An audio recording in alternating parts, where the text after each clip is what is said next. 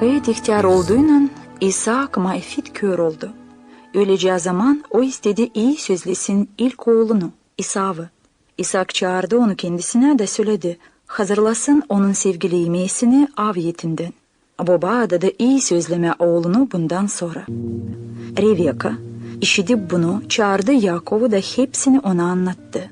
Reveka pek isterdi ki İshak'ın iyi sözlemesini kabul etsin değil İsav ama Yakov. Onuştan o düşündü aldatma İshak'ı. Açan İshak gitti kıra avlanma, Reveka yolladı Yakov'u getirsin sürüden 2 oğlak. Da yaptı İshak'a onun sevgili yemeğisini.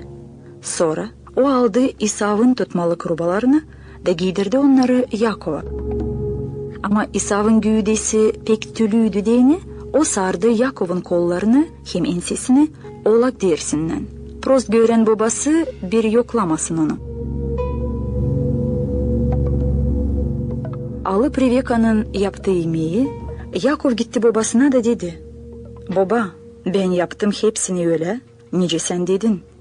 İyi benim avımdan da sonra iyi sözle beni.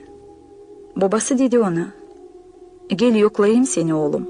İsav mısın sen olsa, değilsin mi? Açan Yakov yaklaştı ona, İshak yoklayıp onu dedi. Siz Yakov'un ama kollar İsav'ın. İshak tanımadı onu. Çünkü oğlak diğerlerinin sarılı Yakov'un kolları benzerdiler onun agasının kollarına. Bundan sonra babası buyurdu versin ona yeme.